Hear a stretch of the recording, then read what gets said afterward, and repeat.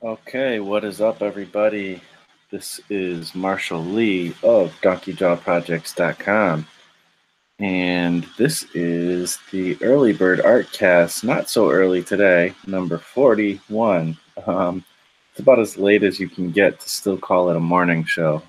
It's 11:47 a.m. I got the day off of work, and I meant to do this a little bit earlier, but still, kind of late. But things happen. Distractions. I had to give the cat medicine and do a couple things. So, that's what happens. So, anyways, I'm going to open up a new Clip Studio Paint thing here. And I wanted to talk about something I've been thinking about lately. First of all, I just want to say, though, like, Merry Christmas, Happy Holidays. I hope you guys had a great Christmas. We had a great Christmas. I was able to work on comics for a lot of the day and hang out and just kind of do my thing. And then later on, we went to the families and hung out, and it was really fun, connecting with the in-laws and stuff, and we just had a great time. And I got a few little gifts too, which is kind of cool because I don't really, do too much on the exchange and gift side of things, except for my nephews. I get them some stuff, but um, I actually got this. I guess it must be almost like an update of like how to draw comics the Marvel way, but it's Stan Lee's How to Draw Superheroes, which is kind of interesting. And it really it kind of covers some of the stuff, I guess, of how to draw comics the Marvel way, but it's really just a different kind of comic making book. And there's even like DC characters and kind of used as examples. So I guess this is him minus the affiliation with Marvel Comics or something, which was another thing that was interesting. So yeah, very interesting. It's funny though that he has these all these books about how to draw and he doesn't draw. But I don't know. It's weird. So, but the illustrations are really good in there, and I'm always happy to learn. And it looks like there's like some history stuff in there too, so that's kind of cool. Um, and what else did I got? I got some Christmassy socks and a thermos and some tools and typical dude stuff, I guess. I needed some tools for my car because I don't know what happened to my old tool set. So I got a small little tool set, and so that'll be handy when I need it. And I was gonna open a new thing, but I was looking through that book and I got distracted. Okay, so let's do a new one. Got a lot to do left on Corncob Rob, so this isn't going to be super long, I don't think, unless like people come in and I'm able to work on it while we're chatting and stuff. Yeah, feel free, guys, if especially if you're like an artist and I know you somewhat, or I've even just very ancillary have known you, by you've been in the chats or whatever. Feel free to hit me up. I'd be happy to probably let most people in. I did open it up one time a long time ago. I opened the stream up for public, and it was not such great results. You get some weirdos coming in. So I want to obviously be a little careful, but for the most part, if you're an artist and you're a cool person, I'm cool with having you on. Let me know too if you want to be added to the list of people I notify every time I do a live stream, because that's what I do. I just put the link out, and whoever wants to jump on jumps on. So yeah, and once in a while I do one just by myself, and I don't put the link out, but usually I put the link out, probably 99% of the time. So yeah, new canvas, 610 by 10. I really don't need it to be 600. Let's go at least down to 300. It's rare that I go down to 300, but this is literally for demonstration purposes.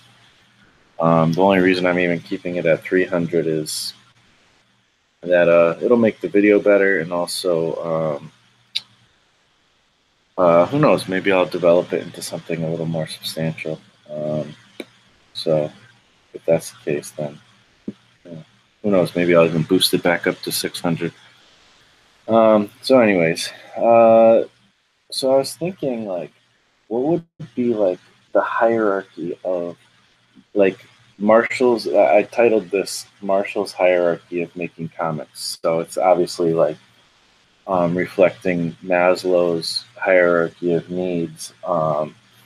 And I just thought like, what's essential to making comics, and then what is more like a little bit less essential, but still a part of making comics. Like what would the hierarchy look like? What would you want to focus on when you're a beginner, and then kind of start moving your way up the pyramid to the top where you hit kind of actualization. So we're gonna pen out a trusty pen out. I should use the line tool. I always forget that exists. I always forget where it exists. Oh goodness, where is the line tool, guys? I don't know. I guess if I can't think of where it is, I'll just draw it. Let's just draw it. All right, so here we go. This is gonna be a rough thingy do. All right, so we got me drawing white on white, so that's really effective. All right. I'll get to the chat too soon, so definitely feel free to chime in. You know what? I think I could just press Shift, right? No, or is that just a Photoshop thing? Let's try it. Nope. Maybe it's like Command. How do you make a straight line, guys? Option? No. Control? Maybe Control? Nope. I'm sure there's a way. There's always a shortcut. I don't use that function too much. I should probably, because well, you know what it is? I don't really draw that much straight digitally, it seems. So see if my computer sounds like it's going slow. So I don't know. Hey, what's up, Matthew Reyes? How you doing, man? James, how's it going? Step 1, characterization. Interesting. Yeah, definitely throw out your ideas for what the hierarchy of comic making would be, because this is kind of something I'm working on. I haven't finished yet, but I have a basic idea of how I want to establish it. So yeah, what's up, Daniel? How you doing? So yeah, all right, let's get to it here. So let's make the triangle. I'm just gonna draw it because obviously I don't know how to use my program properly. It's gonna look really ugly. Why is it doing this? Like, that is not good. Like, why is it? Like, I gotta fix my pen settings, I guess, but whatever. Let's make this a little less ugly, at least.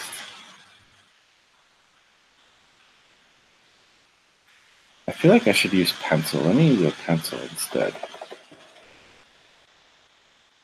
Those are coming off to a great start, right? Let's see.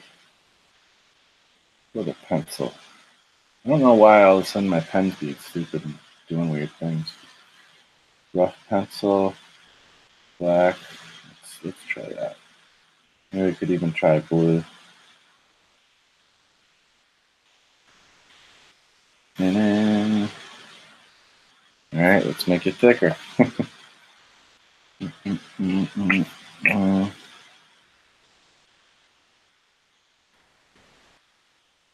There we go. This is feeling right now. All right, let's do it, guys.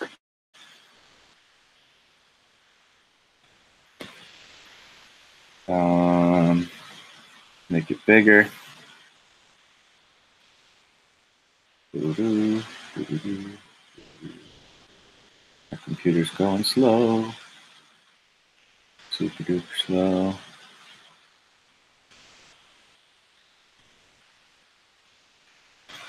Oh yeah.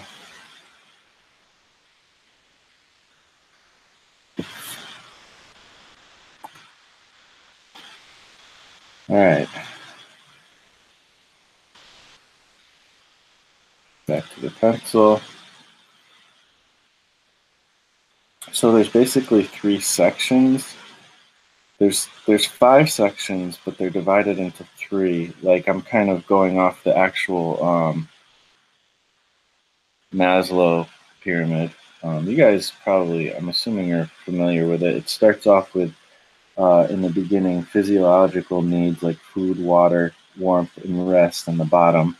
And then the next level up is safety needs, which is safety, security and safety. And then the next one is belongingness and love needs, intimate relationships and friends. The fourth one is esteem needs, prestige and feeling of accomplishment. And then the last final one at the top is self-actualization, achieving one's full potential, including creative activities. I'm trying to get this selection to go down. Okay, so, but even within those sections, it's also kind of divided up like this. I don't know if this was originally the way Maslow did it or not. I don't remember. Um, but I saw a diagram that kind of just makes sense on the interwebs that divides those 5 sections into 3 sections. So we got this, and we got this in half. And this one in half as well. I want to draw a little bit straighter line than that. Definitely got to fix my pen settings. I don't know why my pen settings are all screwed up though. All of a sudden, I guess I could do that now too, but you guys are going to be bored if I start messing with pen settings. I think I can do it somewhat quick though. Maybe, probably not though. This computer, man, is telling me. Yeah, being slow. All right. So the 3 things that it divides it up into. See, my computer. This is going to suck. All right. And so.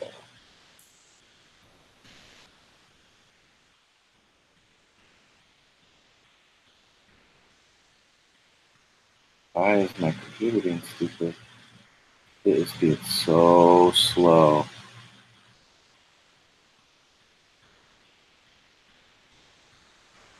This is not going to be fun.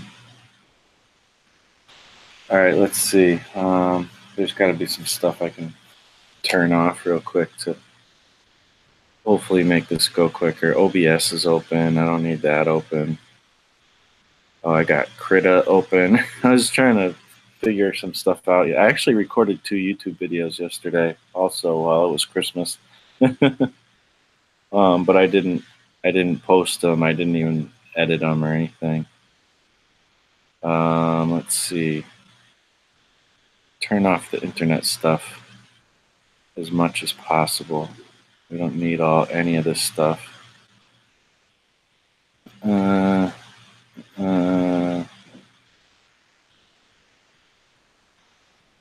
Hopefully that helps.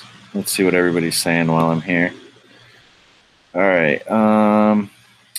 Daniel says, step 1, idea. Step 2, know if you have an ending. Step 3, draw. Step 4, have fun. Doing okay. Cool. Yeah, those are cool steps for making comics for sure. Gotta go. I will see the rest tomorrow. Cool. Thanks for dropping in, man.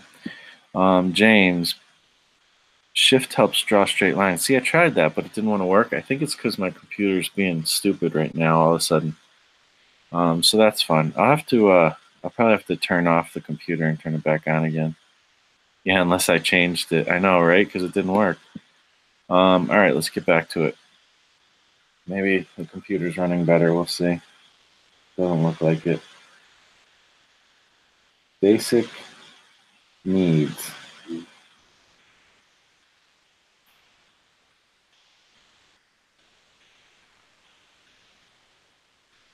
Um,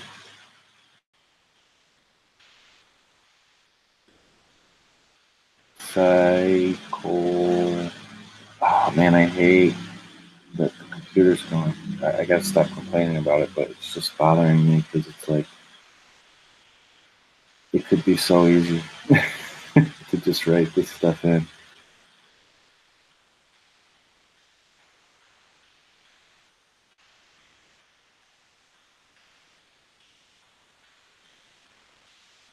I call it RJK needs. All right. Self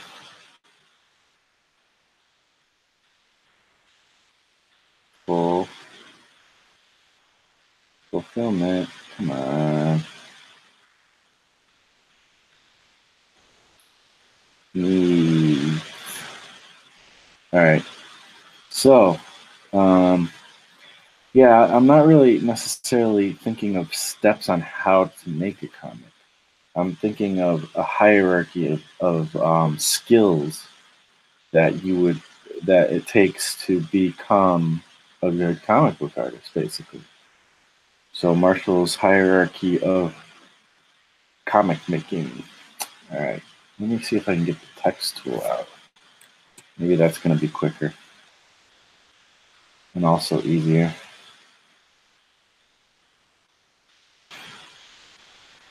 All right, so this is what I got so far. Let's try this out. All right, so kind of divided the bottom part up into three things. All right, let's make this font a little bit bigger. All right, here we go. Clarity.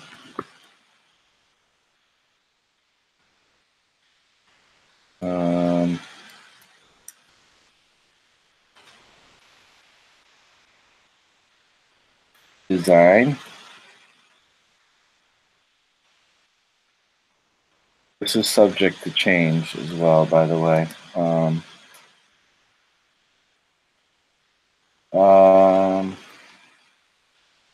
Page count. Let me kind of explain myself here. The page count thing is kind of, well, let's just go down the line here. Here we can make it a little bigger. Come on.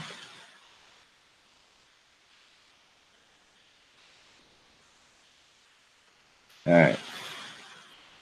So clarity. If people don't understand what's going on in your comic, then what's the point? You know what I mean? And that's one area that even pros don't get sometimes. And it's like, that's way down at the bottom here. Like, we need to be getting this right first before we get into this kind of stuff. So this is the basic needs. This is what you need to survive in comics. Kind of both of these are, but this is just like the absolute basic things you need. So clarity, design. Design would be, kind of, it has to do with like layout and panels and like how you put your layout and your basically layout and composition. That's what design is.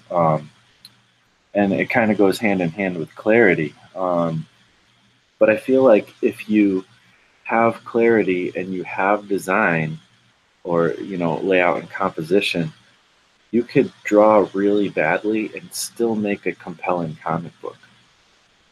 So to me, like you could even make a living. I mean, it would be kind of weird, but it has been done with stick figures and things like that. But you can make a living with just clarity and design, and some other things we'll get into as well. So yeah, I don't know. And then page count, I put in there, and that has to do with the quantity versus quality thing. Now, this is basic needs. This is early on in your development. The first things you should pay attention to when you're learning how to make comics. So far, this is what I'm thinking. Again, please, don't feel like I'm saying this is definitely what it should be. Like, make your own hierarchy of needs. But this is what I'm thinking, and I'm not sure yet.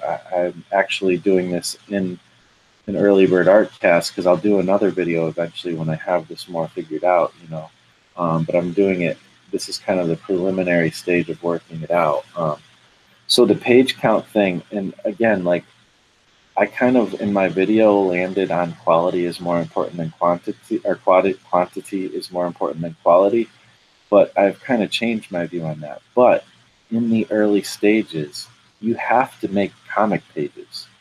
You know, I don't care if you make like 10 mini comics or you make like one big, you know, epic comic.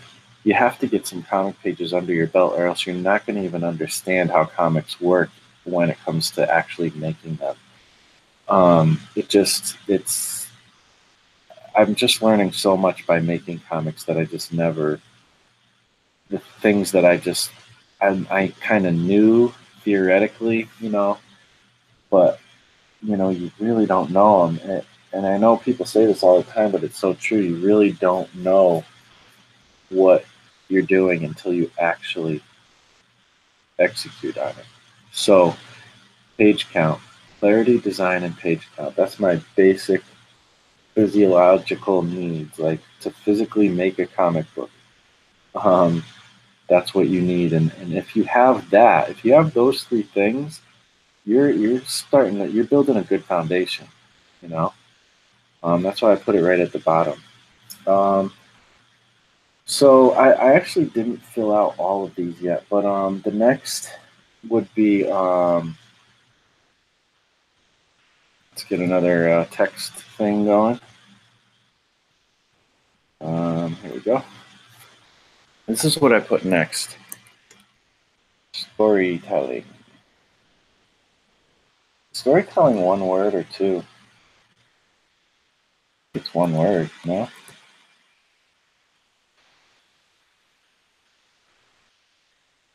Just that, simply storytelling. Again, this is the basic needs. This is still under the basic needs, but you know, in Maslow's pyramid, it's the safety needs. That doesn't really work, you know. That as an analogy. I put a T in here. I always do that because I press T as the shortcut, but when it's in a text box, it'll actually type it. So, so storytelling, and that means like, you know, now you're learning how panels work and stuff, and it goes hand in hand with design and clarity as well. But this is where you're getting into more sophisticated things, you know, stuff that you would read in understanding or making comics by Scott McCloud. You know, this is where, let's see, I'm opening up the book right now so I can kind of reference some of the things. You know, this is where you're like learning how words and pictures work together, transitions, timing, you know, rhythm, flow, things like that. You know, just a lot of different things. There's so many things. You're learning how to make your characters act, you know, things like that. Um, so next, I would put, you know, I might even only have 4 sections. I don't know. Because I struggled trying to figure out what else. So I guess what I'll do, I'm gonna um I'm gonna type it in. Um, I'll type it in here, and then this may change. Um, Perspective.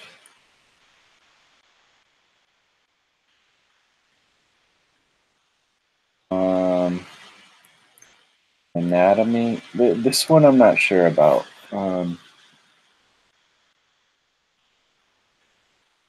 But maybe I should put fundamentals of drawing. Yeah, how about that? Drawing fun. How do you spell fundamentals? I never know how to say that, or how to spell it. I'm looking it up, guys. Fundamentals.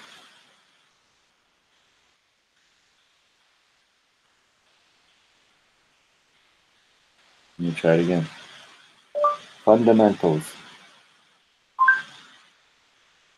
Here's the definition of fundamentals. I don't need you to tell me the definition. I know what the definition is. All right. Fundamentals.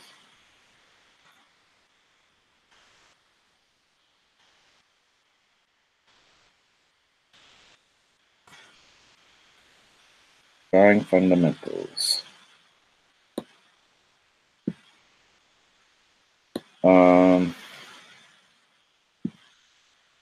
I don't know. Maybe I could put writing fundamentals.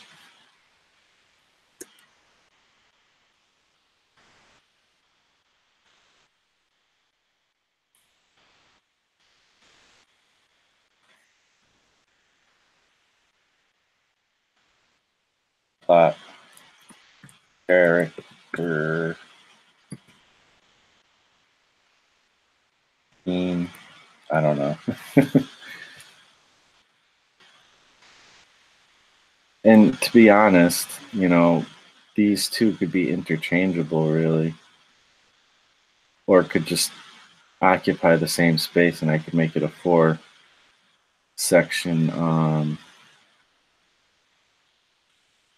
pyramid. I don't know. Let me know what you guys think. It's interesting. I know people are going to be like, anatomy's all the way up there. What? Look at Rob Liefeld. Like, he sucks and blah, blah, blah, anatomy. It's interesting. I was looking at a similar hierarchy that I saw in one of Proko's videos. And I think we could probably mostly agree that Proko is teaching drawing probably the way drawing should be taught. He really gets into the nitty gritty important stuff. But even he actually put proportion at the bottom as a basic need and anatomy and technique right at the top. Like, anatomy is not that important. It is important. It's part of what you need, but it's not important for survival. You can get by on a lot less, especially if you're more of a cartoony artist, but understanding the anatomy as once you get to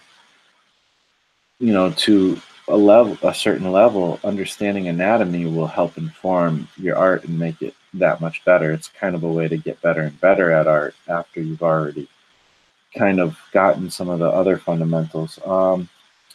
So I don't know. Interesting way of thinking. Again, this is a work in progress. So now self-fulfillment needs. And this, I should probably change these too. Because psychological needs doesn't really fit here.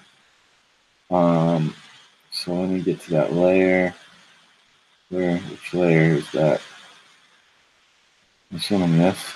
Yeah. All right. So we're gonna erase psychological needs and put skill needs is what we'll put.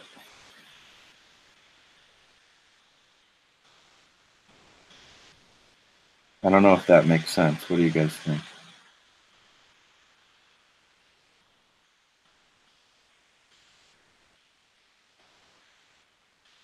Skill needs. All right, and then last but not least at the top, let's get the text tool out. And let's make it bigger. I don't know why. Oh, I know why. I don't love text in Clip Studio Paint is a little bit annoying and problematic sometimes, but whatever. I gotta fix storytelling The way it's written is all messed up. All right. So up at the top, once you got the clarity and design and page count, there's basic needs to getting good, and then storytelling -y. Another part of the basic needs. Then you're going up to the skill needs, drawing fundamentals, perspective, anatomy, blah, blah, blah, everything else. Writing fundamentals, plot, character, theme. So these are things like you can make a comic with the basic needs, but if you really want to get good, obviously, you go up to the skill needs and you kind of develop that. And then at the end, the last thing that's not even close to as important, but it is kind of a big part, when you're going for your career, these things are kind of part of it. And we got voice / style.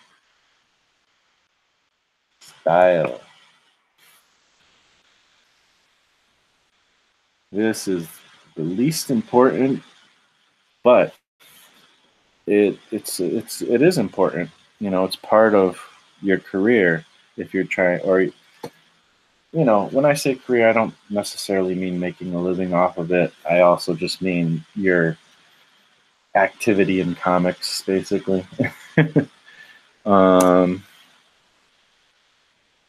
So yeah, I don't know. That's what I'm thinking. What do you guys think? Does that make sense? Yeah, I don't know. I think that kind of makes sense. Let me fix this storytelling geek. All right.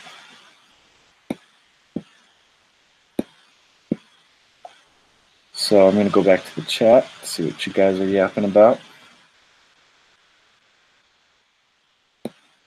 All right. Matthew returns.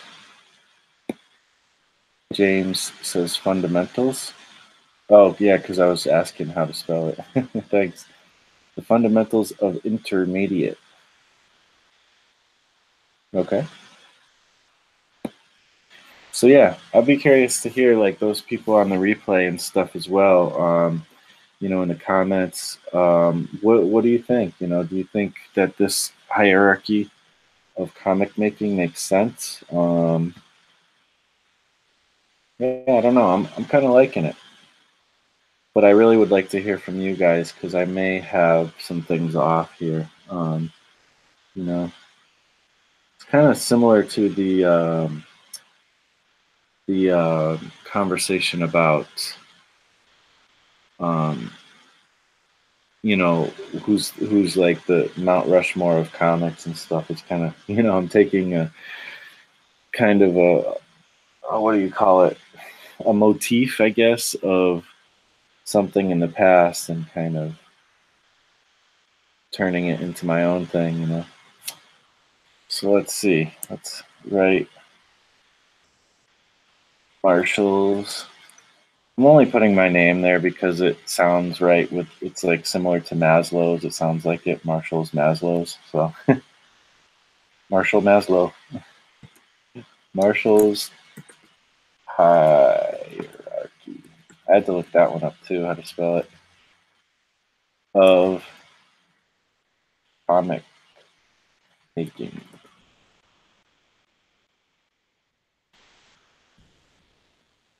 Do.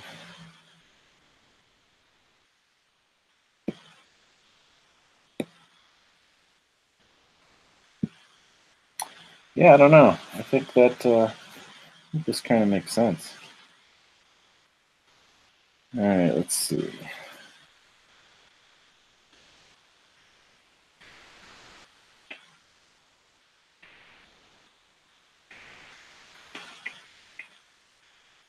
All right, let's see. Yeah, I'm going to make a video, though, about all this. But I wanted to, like, kind of see what you guys think.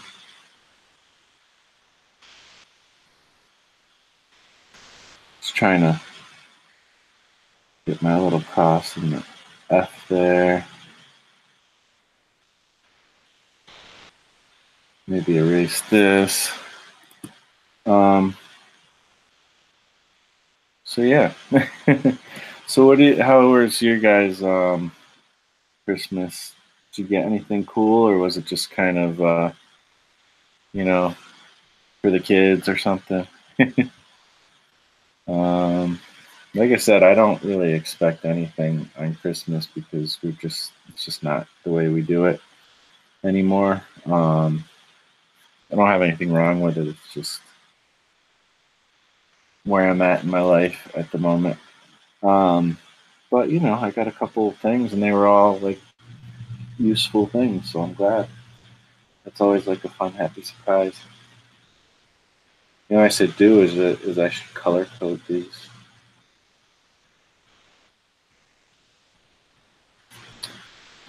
Maybe I'll make like a more nice looking, chart at some point. But right now I'm working it out. This is the sketchy version. um,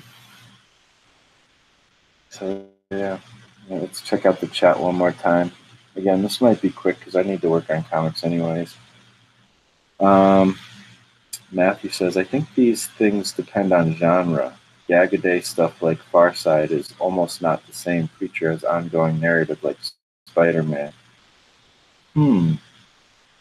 That's interesting that you say that. Oh, okay. So let me see. I don't know. Let's see. On Far Side, clarity, design, page count. Maybe page count doesn't count as much, but I still think it's helpful. Storytelling, I think that's still in there too. Drawing fundamentals and writing fundamentals. There it's pared down. It's a little bit different. I shouldn't even say pared down because it's kind of harder to make like a Far Side comic or something in some ways than it is to kind of come up with another kind of story that's more long form. I mean, it's harder and it's not harder. Once you kind of get in the flow, I think of making something that's Far Side, I think you can knock them out pretty quick. But it's kind of getting in that mindset and understanding how to tell a lot with one image. That's where the challenge I think is. And writing and drawing fundamentals do come into play there, but they might be a little more pared down in some ways, or and then voice and style, same thing. Yeah, I don't know. I think this applies to small comics as well. At least in my opinion. But it is interesting to look at that distinction and think, is it different? So I definitely appreciate that thought. Um, I could be wrong though. Maybe you'll make a point that'll change my mind. And my last statement is a gag allusion to the TV show Community. I've never seen Community. I probably should because I'm a fan of Dan Harmon's story embryo. So yeah, and he uses, he prescribes for writing the same thing that is useful for writing a novel and writing a movie and writing whatever. It kind of works both, all of those ways. Hey, what's up, sir? Scott, Marius, how you doing? Hey, Scott, Marius too. Really, all of you. I'd be happy to have you guys on. If you wanted to, let me know. I'll send you a link.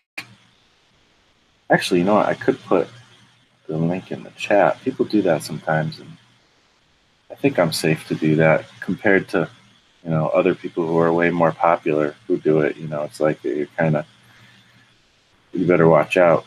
You better not cry. No, but for me, I have such a small audience. I don't think it'll be a problem. Hopefully, it won't. Where's that?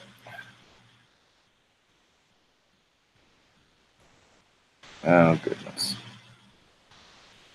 Why isn't it clicking over?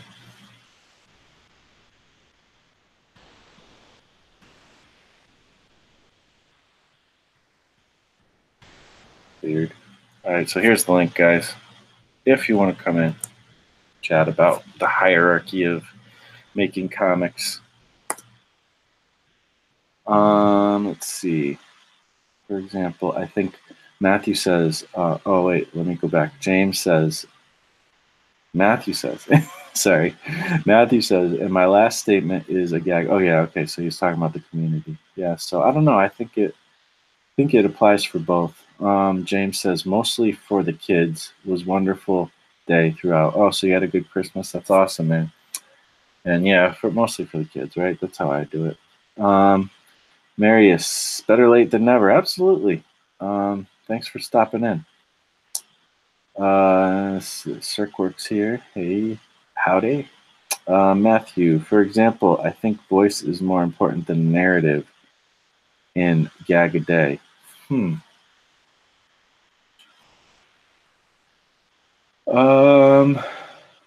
Yes, and but to me, interesting. Because narrative would probably go under the writing fundamental skill needs section. Yeah, no, I still think voice, because when I say voice, it's literally the same thing as style, but it's like for writers. You know what I mean? So like your writing voice, it's like, when you read Stephen King, if somebody gave you a piece of Stephen King literature and then they gave you a piece of Shakespearean literature, and you read the two, they would have a totally different voice. You would know which is which, so it's like a style thing, so to me, in the Gag a Day stuff, I don't know. Let's see, is voice more important than narrative? I don't know. I think they're just kind of comparing apples to oranges. They're just two different things. But is it more important though? I don't know. It might be.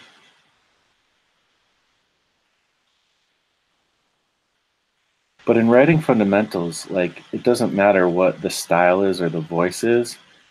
As if you are good at telling a story or telling a joke, you could do it in many different styles, possibly. But as long as you have the core of being able to create the joke that makes people laugh or whatever, then you have a skill, and that would go under the skill needs. And then again, voice and style, like you could almost not have a voice and style and you still would be able to, like, you could ghostwrite for people type of thing.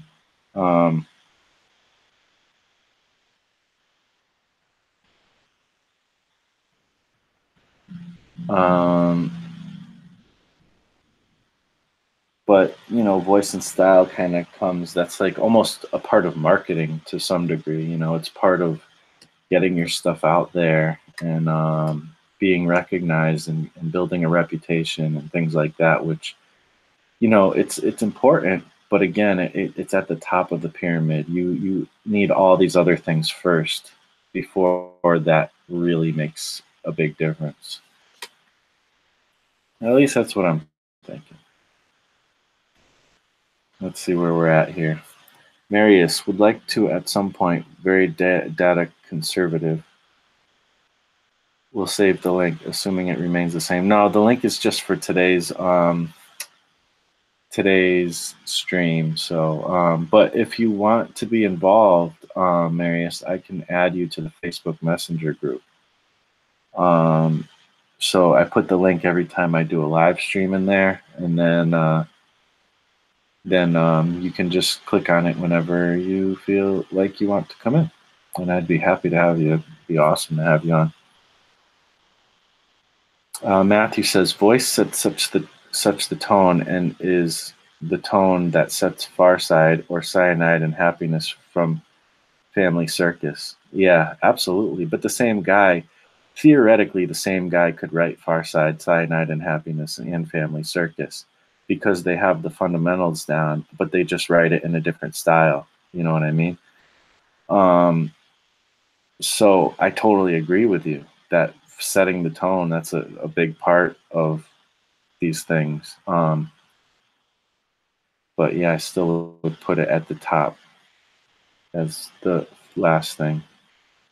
Marius says, it kind of makes me think of 20,000 Leagues.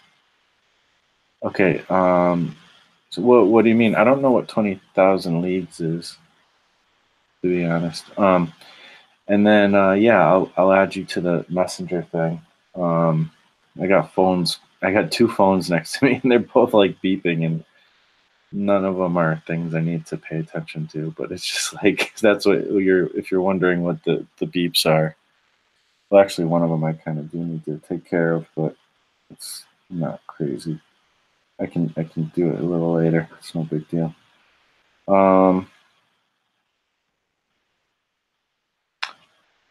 1800s, a book by Jules Verne. Okay.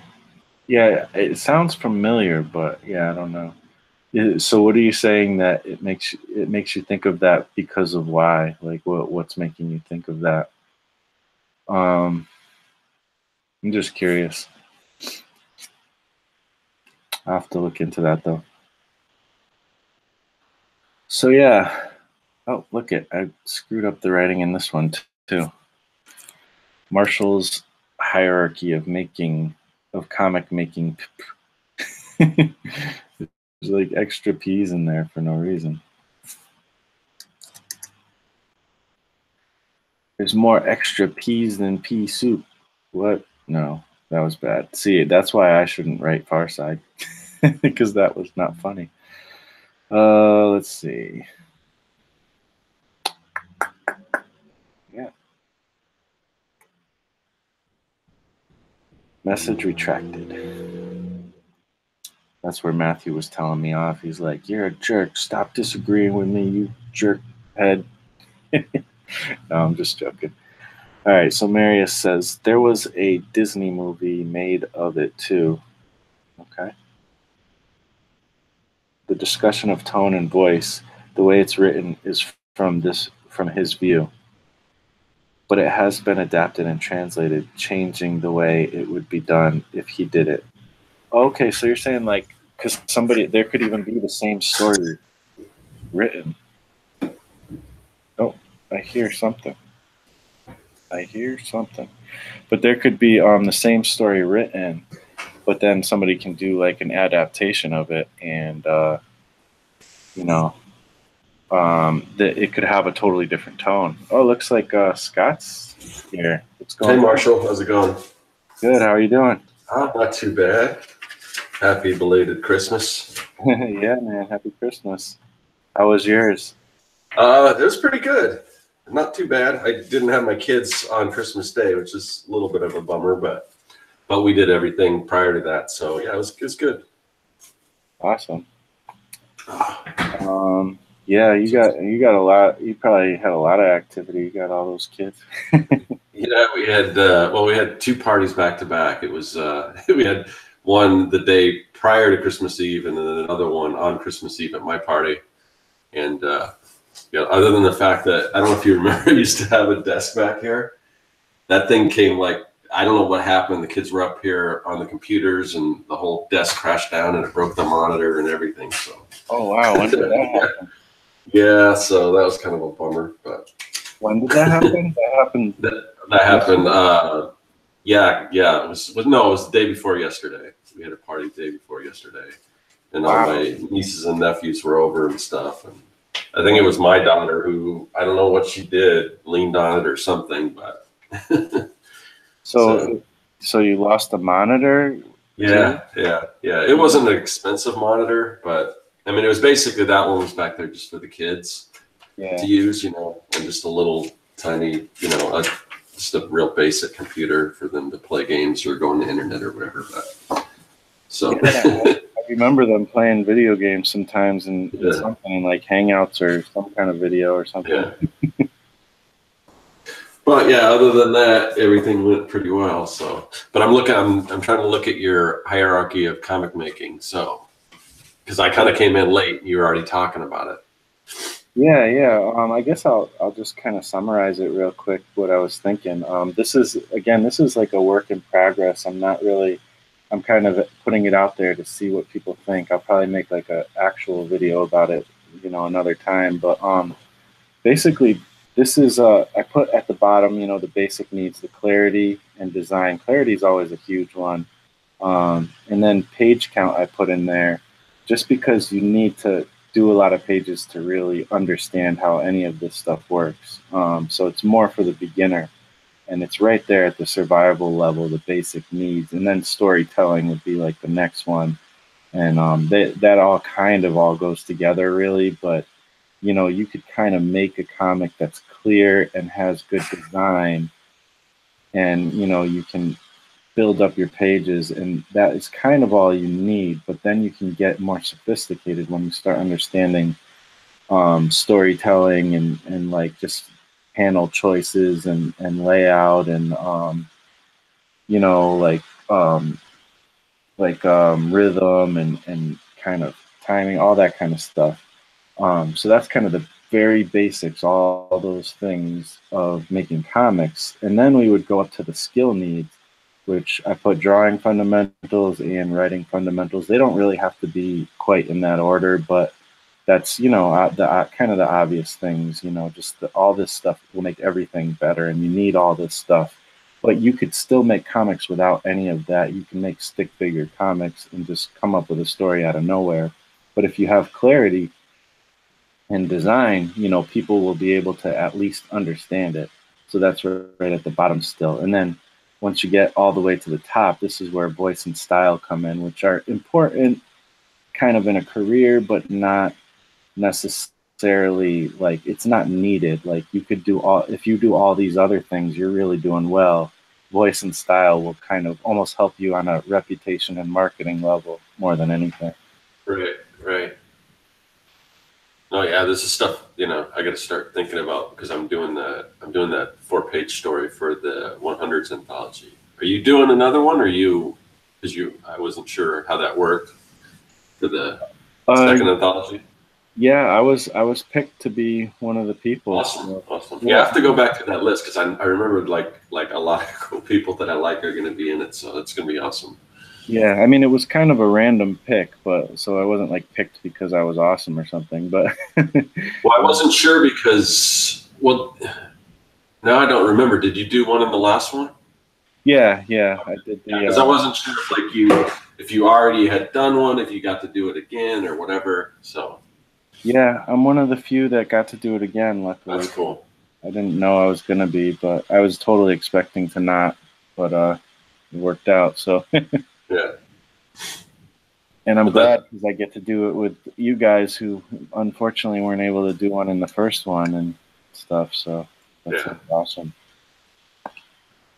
Yeah, the page count thing, that is, I agree with that as far as, obviously if you have more than a limited amount of pages, it helps the story, but sometimes it's good, like when you do have to condense it down to like a 4-page story, because I had already blocked everything out to be 6 pages kind of in my mind, because mine's kind of based on it's kind of adapting a song. So I just kind of took the script or the lyrics to the song, and I had broke it down, and now I got to figure out, I got to kind of have to redo it and everything. But the other thing that I always, especially because you said this is kind of, for people starting out, the one thing I always tell people starting out, if they're having troubles, or even if they aren't or whatever, I always tell people just start small, like start with a 4-pager, because everyone wants to start with this big epic. And I think that's the biggest problem for beginners starting comics, is that they want to do too much, and it's overwhelming. And for me, that's the advice I always give, is just start small, then on your next project get bigger, the next project get bigger.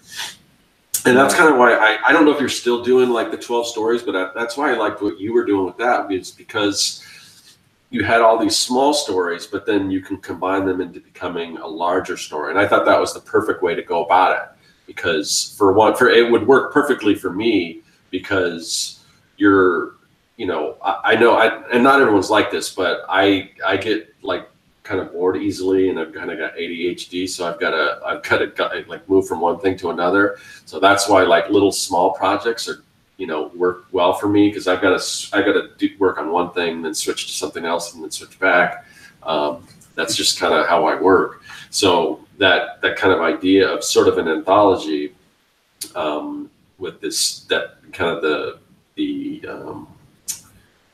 the convention of the kind of 12 stories and everything. I really like that idea. So I don't know if you're still doing it, but I just thought that was brilliant way to go about it.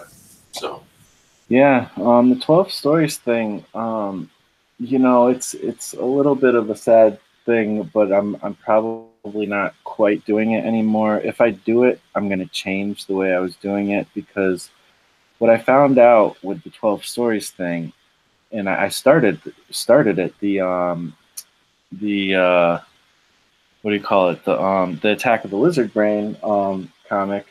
That was going to be the first one of those 12 stories books. But what I found out, or stories, but what I realized was the stuff I was writing for that was stuff that I wasn't interested in drawing.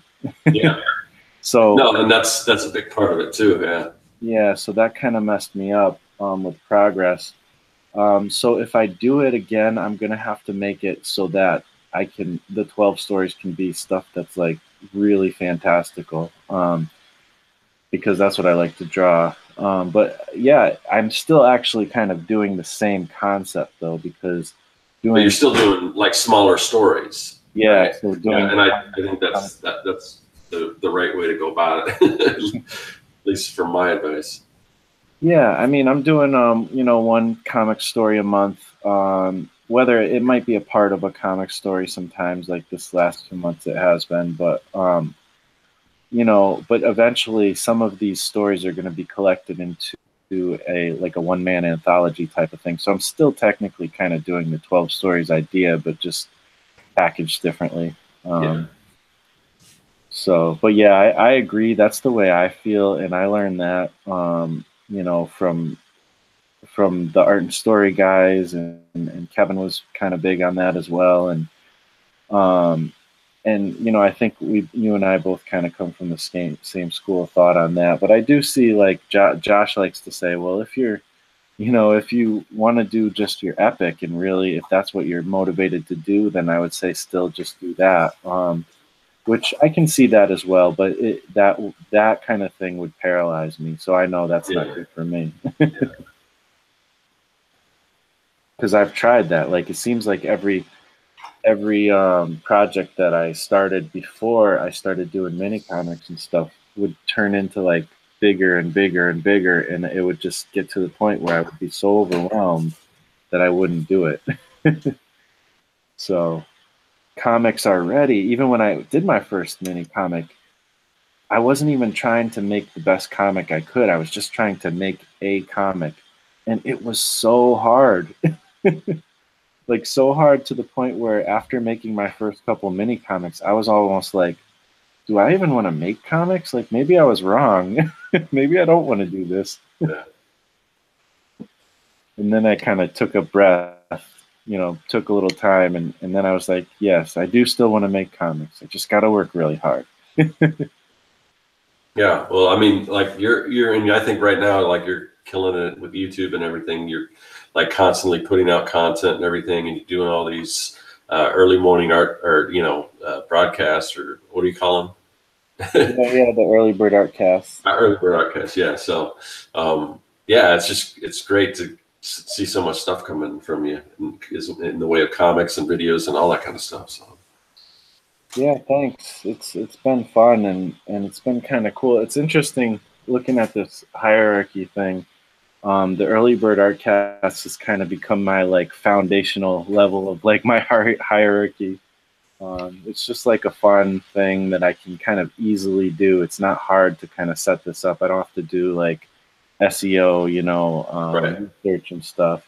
but then I can also put out a few videos here and there that's more on the SEO research side. So yeah, and I think it's all about what works for you and like your lifestyle and your just kind of your work schedule and everything. Because a lot of people, oh, I don't know where to find the time, but you've been able to find the time, and I don't know if you're doing it like on your break or before you go to work or what the time frame is, but you find these little pockets of time because people are busy, and so they can't. A lot of times they'll use that as an excuse, but you found a way that it's not too complicated to set up, that you can just kind of go on, do your thing, and put out content and still, go about your normal life and do the things that you have to do to, earn a living and all that kind of stuff. So. Yeah. I mean, that's what it's all about. That's why, you guys do the Artcast, and or the Artcasters, and it's like you guys have invited me many times to be on, but it's like it's literally going on either right when I'm going to bed or like an hour later. Yeah. And so, and it seems like all my artist friends, they're always up like at these ungodly hours of the night. Yeah. And like I get up, I'm the type of person who likes to get up early. So I'm like, you know what? I know nobody else is doing it, but that I'm just going to do it myself. I'm going to do my own thing because this is when I'm up. And so I do it early in the morning, right before work. And then, I fit in a lot of my comic making is fit in either on the weekends or during my lunch breaks. And I have to have a mobile way of making comics or else I won't get a lot of stuff done. So I found a smaller size of paper that I can bring with me anywhere I go. I have like my whole setup in my backpack. So, I mean, that's part of what contributes to how the comics look and how they're made. But this is what I have to work with. And I'm still, like you said, I found a way. I'm making comics regardless, all those things could be excuses and have been in the past, to be honest, but no more excuses. You gotta make it. Yeah, I like to get up early too. It just, our time frame is different, obviously, because you're in a different time zone. So my early is a little later than yours, but and now it's like because it's winter and it's dark. I'm still because I would get up like I like to get up around 6, but now just because it's so dark, because I like to get up and then I go jog and then after that I start my day. But it's just I don't like going on jogging in the dark where it's super like cold and everything. So. But it's like I'm getting up later, but then I'm staying up later, so it's like everything's out of whack. But since you lost your job, or is that what you're saying? Like, well, not that, just because if the first thing I do when I get up is if I don't go jogging first thing, then I won't do it. So it's kind of and I just don't like because it's dark at 6 o'clock now. It's dark, whereas like in the summertime, it's not. You can get up so I usually kind of wait till 7. Sometimes I'll get up and just do little things around the house, like clean it. Like today, I did dishes till the light came out, and then I went jogging and stuff. So I just gotta, you kind of have to adjust your day to not only. The seasons are different too, and obviously where you are, it's like super cold, so that's got to play a huge factor on what you can do and what you can't. For us, like here in Arizona, where it's in the summertime, is the time where usually you stay inside because it's just so hot outside. So it's just depending on where you are, you kind of you change the way you do things as well. Yeah, I imagine it would be much better to jog in the morning in Arizona than any other time. So. I remember when I lived in Arizona for a small amount of time, it was like, even, I don't care, morning, night, whatever, like there's no time where it's good. It's just hot all the time. But I think it's crazy, Arizona.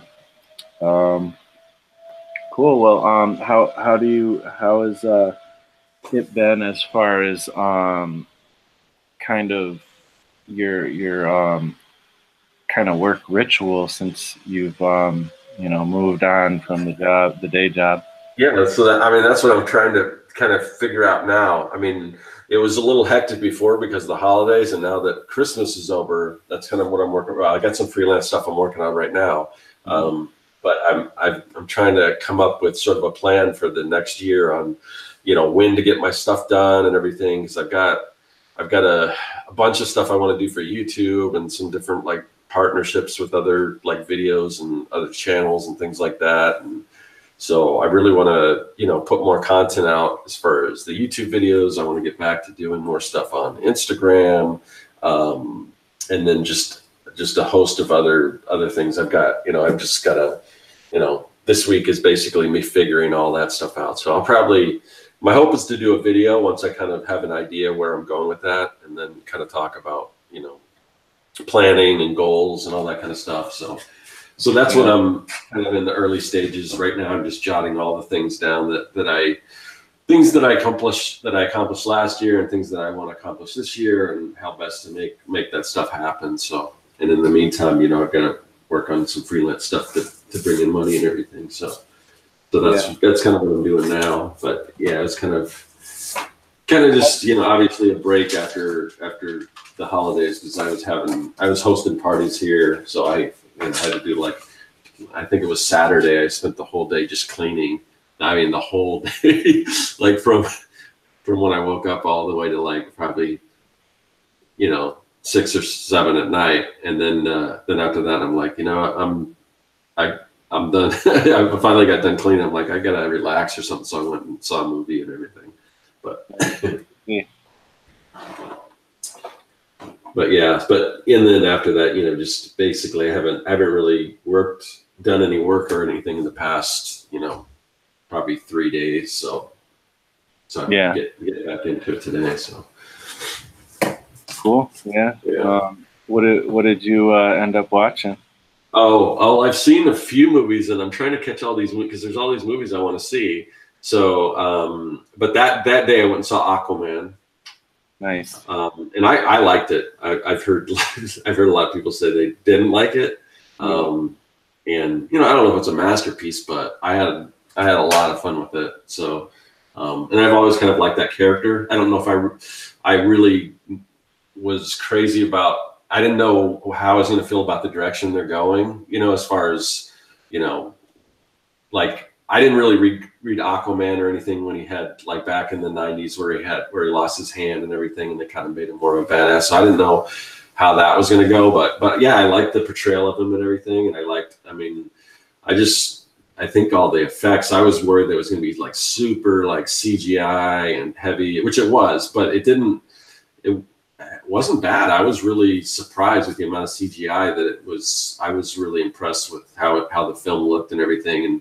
And I always get credit for seeing things that I've never seen in a movie before. And there was a lot of that kind of stuff. I mean, there's a lot of, you know, very cliche storytelling and stuff like that, but that's fine too. I mean, as long as, you know, I guess you have to take a movie for what it is, what it's trying to be. And I don't think it was trying to be this, you know, I think it was just trying to be a fun ride, you know.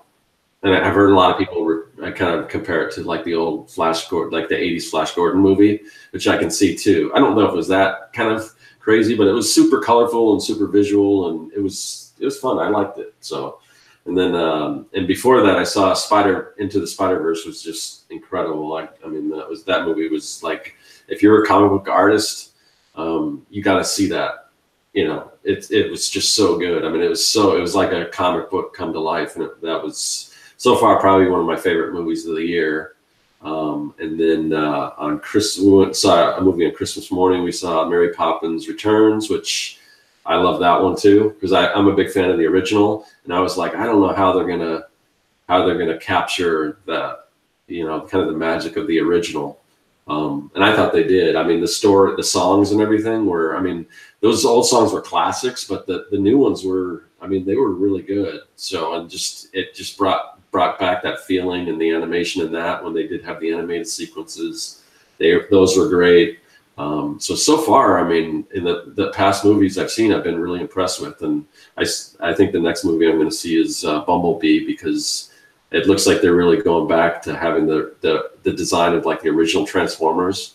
Because when I saw I think I've seen the first 2 Transformers, and like I like the first one. I saw the first one as because back I used to get sent all these things to see these sneak previews, like test screenings before, like months before the movies came out, and then at the end you have to take a survey.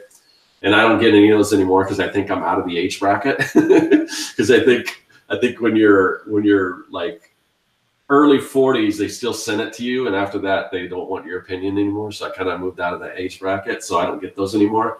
But I used to see all these movies before they came out, and then like for like Transformers, it wasn't even totally finished. Like there'll be a thing saying, just test animation, like the animated special effects sequences aren't complete yet and everything. But I had seen the first Transformers as that, and I liked it, but I always, it was really hard to tell, especially with like the villains, what was going on, like with Megatron and everything, because they were all monotone colors and there was just too many like moving parts, and it was really confusing.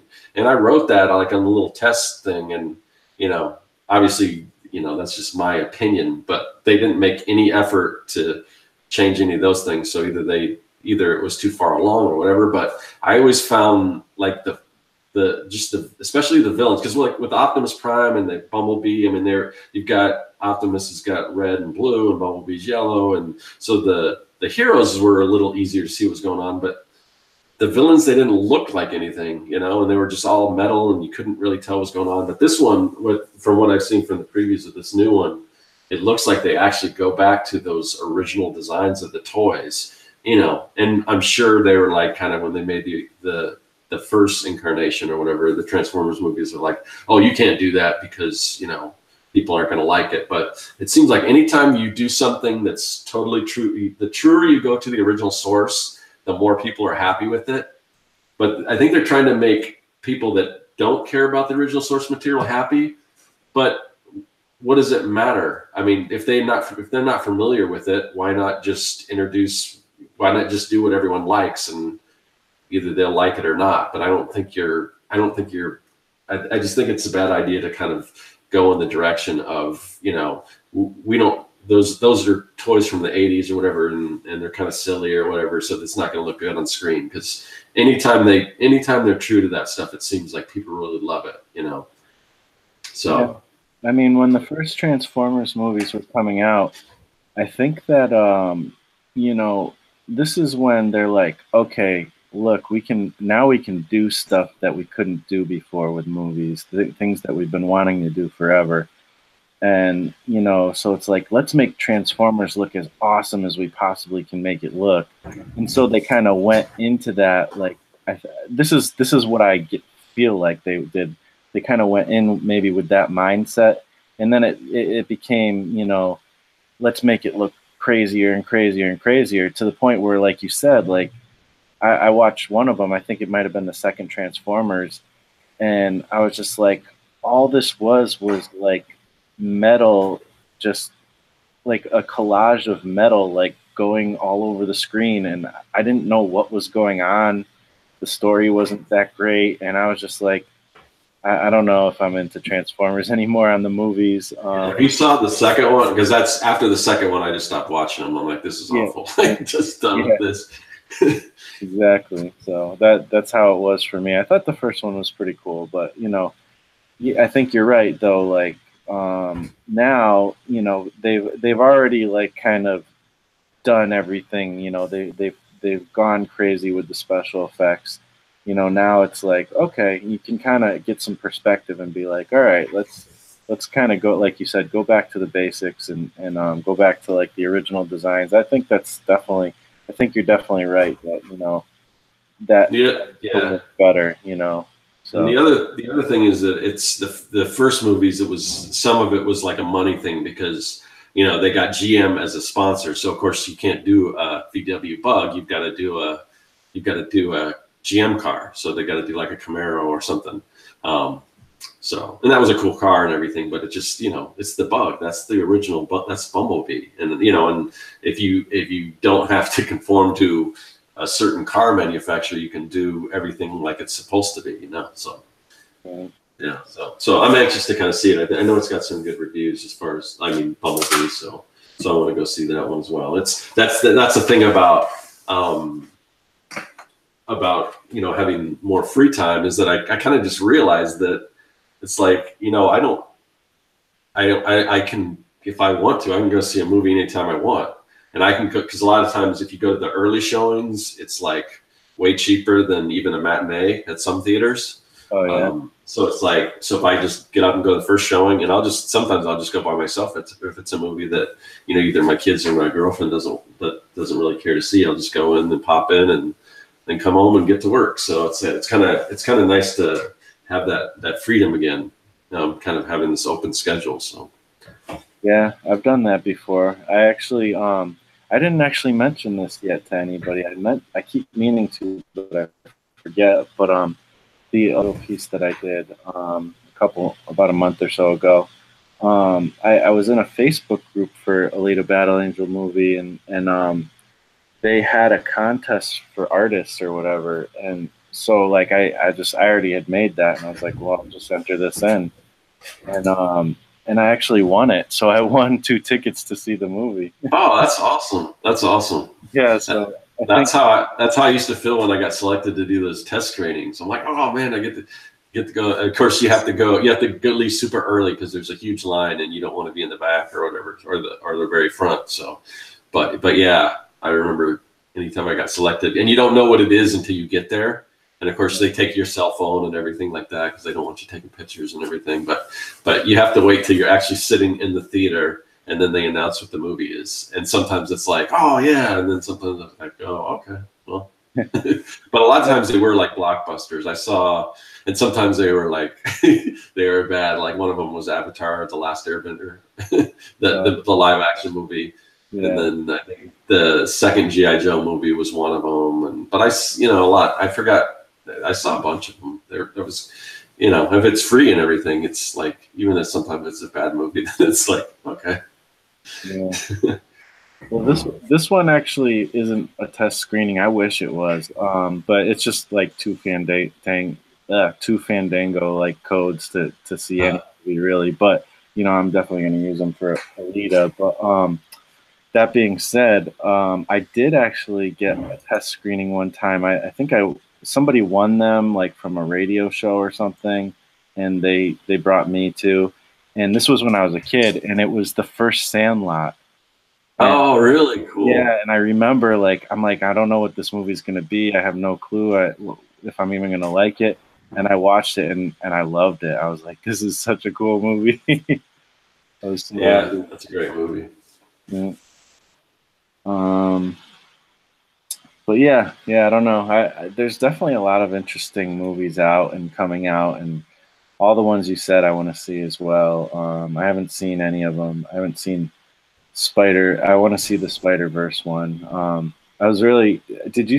you follow that guy, Box Office Artist on YouTube? Yeah, I haven't seen much of his videos lately. It seems like now he's starting to do a bunch of really like stupid, those stupid, not contests, but challenges and stuff that but I do like that guy, and I like his artwork and everything. But it's definitely getting in more views. But I saw one where I didn't even watch the movie, but it looked like he was drawing with his mouth full of water and trying not to laugh, and spit water all over his drawing. I'm like, okay. So some of that stuff is like, well, okay. But yeah, I do follow his channel. Yeah, I haven't seen that one. That does sound weird. But he did a Spider-Verse one, and he drew, I think it was 52 or 53 different Spider-Men in one piece or whatever. Wow. I didn't even know there were that many. Super entertaining. Like, that was just fun to watch. And yeah, I don't know. I kind of want a print of it. It's like so cool. Yeah. But yeah, I don't know. That he does some really cool stuff. But yeah, I haven't seen anything wacky like that. The only thing I saw that I thought was kind of silly, he drew like a Thanksgiving transformer recently, and it was like made out of drumsticks and stuff, which was kind of cheap. He's good at like lots of detail, and he's good at likenesses. So yeah, I like his stuff a lot. It's cool. I just don't know why he inks with Sharpies. I mean, because it's like that stuff is not the Sharpie ink is not archival at all. So if you buy one of his prints, I mean, if you buy one of his originals, chances are it could fade over time. So Yeah, that's one that's one tip you don't want to get from like Jim Lee or something. Because like I'm the same way. Like it's funny because you and I agree on that one. Like I always see people drawing with Sharpies and I'm like, oh, you can't use the original is like ruined now because you used the Sharpie. yeah. But I don't know. I guess it seems like it's pretty well used in the industry, and I get why they do it because I mean it is fun to draw with Sharpies. Oh yeah, I like drawing with them, but it's not gonna hold up over time, you know. It's like all yellow and stuff. Not good. Oh, did I already do that process? I think I did. Just setting up the rest of my comic pages for Corncob Rob. I gotta scramble and make this thing happen. Well, I heard you were gonna do something with Glyph too. That you got a writer and everything. Yeah, Fue Storm's helping me with the writing with that. Cool. And he's definitely taking it like in a kind of a different direction than I originally thought, but not like too different. It's still kind of the same thing, but it's just I was having a hard time making decisions with that story. Like other stories, I can kind of come up with an idea and just kind of go with it. But for that one, for whatever reason, I don't know. Like I came up with so many different ways to make it work and how the world would work, and like it just every time I made decisions, it just seemed to make it more complicated. And I kept revisiting it, and it just wasn't working. So I asked them. I was just like, you know, maybe you can help me with this because I am just struggling. And he kind of he did like a rough draft of like the first comic in a series of 4, and I really liked it. So you know, I guess we're gonna work on the full 4 series thing. And yeah, I like the direction he's going because it's kind of more in line with actually what is kind of popular these days in some ways, because I see a lot of stories that are and probably by the time I actually make it, it won't be popular anymore. It might even be on its way out now, but I see a lot of like post-apocalyptic, you know, future dystopian type of comics, and in some ways there is a little bit of that vibe in this, and I'm actually kind of excited. I think it'll be kind of a fun thing to work on, and like the stuff I work on so far is like Corncob Rob. It's just like stuff I'm kind of making up on the fly, or you know, they're not very sophisticated stories, but Fue is like a lot better at writing than I am, and he's done it a lot more. So he's like really putting some good heart into it, and so yeah, I'm excited. That's cool. Yeah, as long as it still like showcases like his power to like bring graffiti to life and everything, and I just think that's pretty cool. The I was thinking about that watching Into the Spider-Verse, because in the beginning Miles Morales has got like he's doing like the postage stamp. You know, you get the stickers from the post offices and you stick those, and you know he was kind of slapping stickers and stuff and doing all that, and then trying to find a wall to you know do his graffiti on and everything. So, but I thought that, you know, I was thinking, oh man, you know, it'd be cool to see Marshall's Glyph character and sort of, you know, because I just think that's a kind of a cool world that you don't get to see a lot of, you know, that whole graffiti culture and everything like that. So Yeah, that is cool.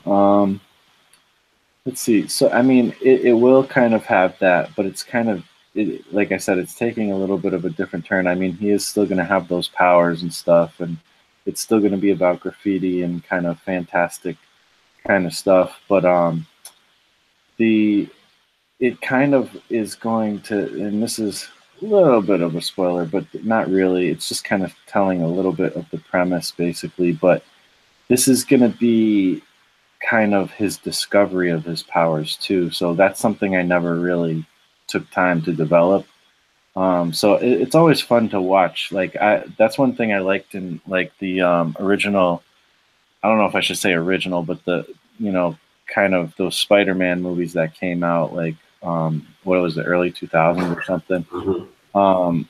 And like we got to see him like get his powers and stuff, and everybody already knows that story, but it's always fun to watch that too. So Yeah.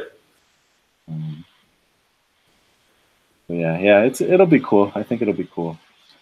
And one thing with Glyph is interesting is like I've always kind of left it open to like I could do different iterations, kind of like Teenage Mutant Ninja Turtles. So if this iteration doesn't work out, which I think it will, but if it didn't, I could always try it again and go another way with it or something. So, we'll see how it works. Yeah. So you wrapped up your Shaun of the Dead as far as making it so far, right? Pretty much. Shaun of the Young and the Dead. Shaun of the Dead. Young and the Dead. Sorry. I mean, the whole story isn't wrapped up, but I did complete the 4th issue. So that's what I've been. Yeah. So that was definitely a goal to get that complete this year. So I hit that. So that's good. And now because I didn't want that on my plate and then be starting the anthology comic as well. So I definitely wanted to finish that out. Yeah. So I was, so I was able to do that. So that's cool. And then I'll probably be running a Kickstarter for that in a couple months. Yeah, I think there's going to be a lot of Kickstarters going on this year. And I don't know if I have the budget to support them all, unfortunately. Well, I'll understand if you don't. So, I mean, it's... Well, I mean, I've been supporting yours forever. I think yours is going to be a definite, but like, it's just, I don't know. Like, I just know that there's a lot of people kind of wrapping up projects. I felt bad I wasn't able to support so many recently, like Chris's I couldn't support. Yeah. Some other ones. It's just, and I would totally would, I'm all about that, but. Yeah, Chris's was hard because he's in Australia. So I really wanted the physical book, but I just got like a digital, and then there's a thing where you could like add a little more, So I basically gave him pretty much the amount that the physical book was, but I couldn't add another 20 or something on to it because that was when I just found out that I lost my job and I didn't know what was going on yet. So I'm like, but I really want to support him. So I just got the digital, but I threw a little extra. So for him, it's the same amount as if I was just buying it if I lived in Australia or something. That's true. Yeah, I did the digital too. Now that I think about it, I forgot about that. But there's a lot of others that I definitely won't want to contribute to that. I'll have to see, because I think I can make this work, without getting another full-time job, but I've really got to cut back on a lot of the extra stuff and everything. So, yeah, I'm excited to see you like do your kind of, your Jeff Lafferty thing and, and like just break out. And I don't know, I can't wait to see what, Circworks Lab and all that stuff becomes, because you've laid such an amazing foundation, and I don't see any reason why it won't, at some point find like really just get some momentum and stuff. So yeah, hopefully that's what I'm gonna be working towards. So we'll see. Yeah, and if anybody doesn't know, I mean, most people in my audience, I'm sure, is subscribed to Scott, but if you're not, especially if you make comics, like go over to Serkworks.com, SERK, Works is WRK, right? WORK, yes, yeah. Okay, right. So yeah, go to Serkworks.com, and there's going to be a link after the show's done. But go over there and sign up for the newsletter and get this the comic maker starter kit, because there's just so much cool stuff in there. I was looking through it the other day, and I'm definitely I'm wrapping up Corncob Rob, but I'm definitely going to be using some of those assets, a lot of those assets, because they're just all really helpful stuff. There's fonts in there. There's brushes. There's like all these like speed lines and stuff, and just all kinds of things that you can use to make your comics. And there was even like character design sheets, which I thought was really cool. Like it's just because there's been times I've thought like it would just be so much easier if I could just like have a bunch of these, like kind of basic drawings of people, and then I could just clothe them or whatever. And that's exactly what you can do with his character design sheets and stuff. So I don't know, there's just so many cool things. So yeah, definitely go check that out at circworks.com. Yeah, thanks for the endorsement. Yeah, and I know you got it. So I mean, yeah, I got a few where people have actually started sending me, things that they've done with them, which is really cool. With using the brushes or whatever. So yeah, that's going to be really neat. And then you're going to end up making some more kind of paid for stuff, right? Yeah, I'm going to just start doing a bunch of different products for comic book creators. I'm going to do, I'm going to do another version that's like the Comic Maker Starter Kit, but even bigger, But the thing is that there'll still be stuff in the one that's free that you can't get in the bigger one. So, because I don't want people like, well, I already got the bigger one, so what's the use of getting the free one? And like I said, and like Marshall said, even the free one has tons of stuff in it. I mean, you're very unlikely to get another free product with this much work behind it. I don't think. Yeah. But anyway, so yeah, that, and then I'm going to start doing some comic book fonts and things, some really cool like comic book effect fonts and all that kind of stuff. So yeah, like I mentioned it too, but I think it would be really cool to have, like, I keep seeing there's like this $25 kit. I think it's like $25 of this stuff that will help you like kind of make vintage and retro effects and stuff. You're like your illustrations and stuff, and I'm always like, oh man, I want to get that. And so that's why I like suggested that might be a cool thing, and I think you probably already had that kind of thing in mind too anyways. But yeah, definitely. So I'm looking forward to seeing that, because if I could get yours instead of theirs, that would be even better. Like, even if it is at that $25 mark or whatever it is, I'd rather support you than somebody I don't know, But actually, now that I kind of have you here, I don't know how long you have. We don't have to go for super long or anything. But I was just thinking something that I've always wondered, kind of really anybody's thoughts, but I really think I'm curious about what you think about this. And I've mentioned it a lot on my stream. I haven't heard too many people really respond to this. But you're somebody who does a lot of like these YouTube videos, and you're really building your channel and building your brand, which is something that, a lot of people kind of try, but not everybody really does very strongly. And there's different approaches, so I totally get that. But one thing that I always think about is the stuff that you and I tend to make, like on YouTube, and a lot of other artists tend to make, is stuff that, and especially like you see it with your comic making starter kit. And I think this is a great route to go. But, a lot of us make this stuff that kind of attracts other artists. Right.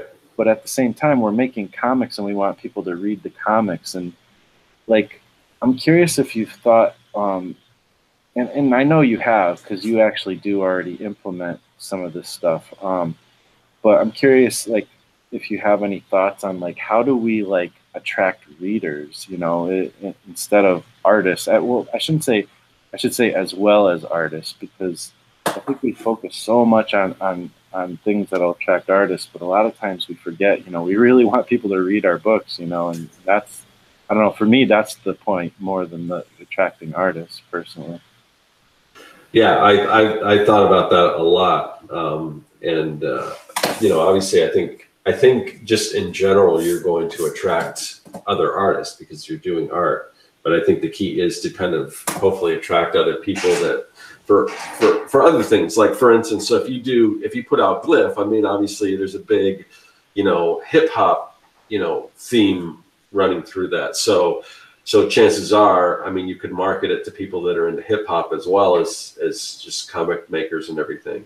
And if you look, and we were just talking about the box office artists, and we were talking about some of the kind of silly like challenges and things he's doing. If you look at like Draw with Jazza, you can kind of see the same thing where now most of his channel is just these kind of a lot of these ridiculous challenges. But the thing is, the reason why they do that and the reason why they're so successful and why their channels are so, grow so much is because those type of videos aren't designed just for artists. Those type of videos are designed for anyone. Anyone would be interested in like, oh, this guy's drawing blindfold. How do you do that? You don't have to be an artist for that to appeal to you. Or this guy's drawing, whatever it is with, I don't know, whatever, like an oversized pencil or just some weird thing, so if you can, I guess they've kind of found a way to get an audience that doesn't just have to be artists because they're just doing ridiculous things, so yeah, and I've thought about that too. I don't know how far I want to go with that, but even like if you watch my channel intro now, it talks about, we're going to do some, kind of art experiments. So some of that stuff, I mean, I still want to do that, and that's something that hopefully in the first of the year I want to do that. But there's just a lot of things to think about, because one of the things is like I'm worried that if I start doing more stuff like that, and if I do that, it's going to fall into the kind of my branding, because it's all about like mad science and stuff. So if I make these videos, like we're going to experiment with different art supplies and things like that, but it'll kind of be wrapped around the idea that this is an experiment, and that kind of goes with the theme and everything. But I'm worried that if I start doing more of these videos, then those are going to be things that pick up views. And if you watch a lot of these successful channels, it seems like they do one thing. Like I watch, and it's not a huge channel, but it's growing, and it's like, but I don't know if you've ever seen Comic Tropes. Oh, yeah. Yep. Okay, so I mean, his channel is called Comic Tropes, and that's basically almost most of. I think he does some things where he does kind of like a live drawing every once in a while, but for the most part, it's all like one thing. If you watch a lot of these big videos, they'll hit on these big channels. And I'm talking even big. I'm talking bigger than Comic Tropes, but I'm talking like these giant ones. Like I like to make stuff or whatever. But it's the same. They have one thing and they continue to do that, and that's why it's successful. Because the problem is if you have sort of a variety channel, it's kind of YouTube's fault, because what YouTube does is like it looks at your videos and it's like, oh, this video didn't do as well as the one before, so it's not going to be promoted as much or whatever. So if you're doing different kinds of content, that can affect your channel negatively, because like, oh, so it's not, the algorithm looks at it, it's like, oh, it's not a channel that's kind of like just constantly rising and going up. I mean, there's dips and valleys, and and then something will take off. So if you do a variety of different things, not everyone's going to watch every single one of your things. They're going to have certain audience for different things. So unfortunately, the way YouTube looks at it, it's like, well, yeah, I don't know, this channel might not be worth promoting as much, or people might not be willing to follow because they're not doing all the same content. So, but I don't want to do all the same content. So I don't know if I'll ever be able